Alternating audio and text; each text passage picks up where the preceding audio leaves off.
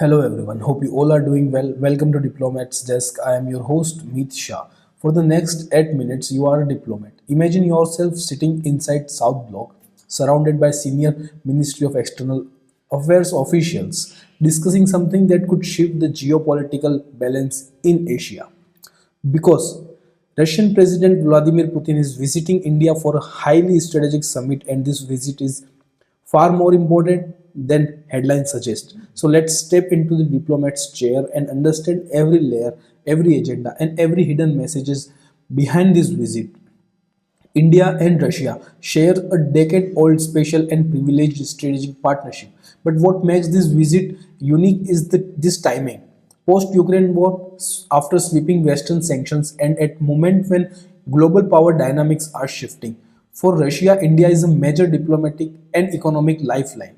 For India, Russia remains vital for defense, energy security, and strategic leverage in a world divided between competing power blocks. So, diplomatic truth here is both nations need each other, but for different reasons. This is why this summit on 4th and 5th December is not a routine, it's a historic.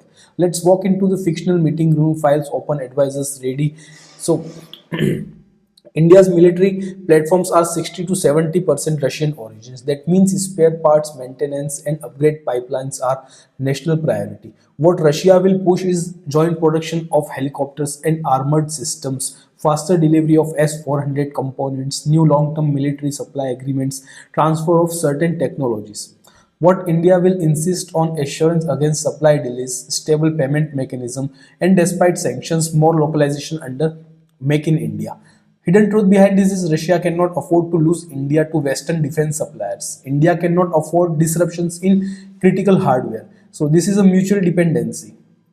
Discounted Russian oil kept India's inflation in check for 2 years. Russia needs a large buyer. India needs stable, affordable energy.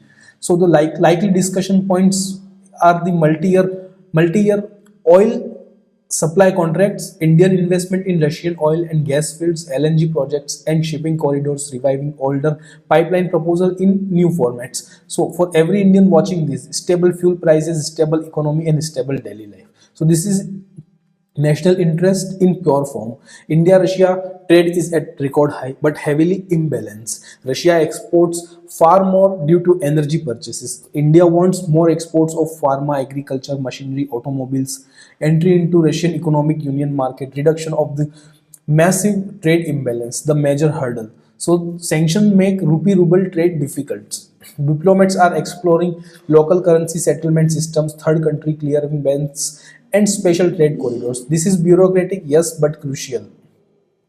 Now, Russia is a major fertilizer supplier. India's food security depends on predictable fertilizer imports. So, likely outcomes would be long-term fertilizer supply agreements, joint venture in Russia, price stability arrangements also. This directly impacts Indian farmers and food inflations.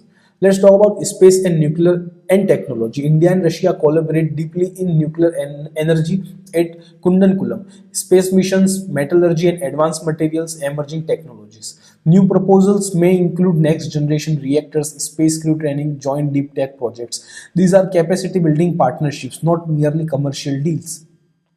So, India wants good relations with the US, Europe, Russia, and the global south. This visit reinforces India is aligned with its own national interest, not any one power bloc. Despite Western pressure, India has maintained dialogue with all the sides. This is strategic autonomy, not a fence sitting. Okay, so now let's talk about the things that diplomats understand but official statements never say.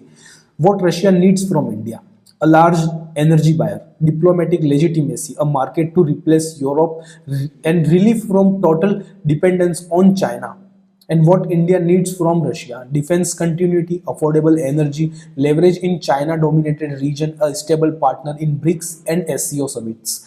So long-term strategic outcome would be if this visit succeeds, then Russia becomes less China-centric, India strengthens its global influence, the Asian power triangle becomes more balanced. This is a strategic chase, not an emotional politics. There are nations watching this visit very closely, and not all of them are very comfortable.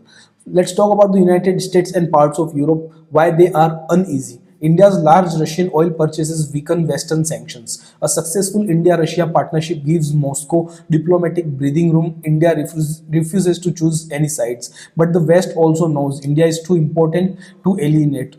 They will express concerns but not confrontations.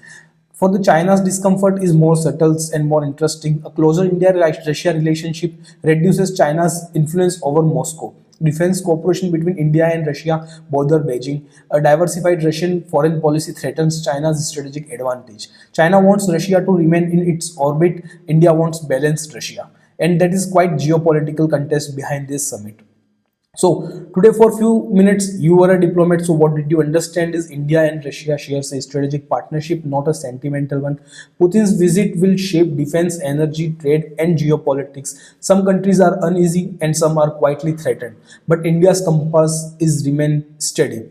Strategic autonomy for a stronger and self-reliant India. And now I want to hear from you that if you were advising India's Prime Minister or the Ministry of External Affairs, what would you suggest before this meeting with Putin?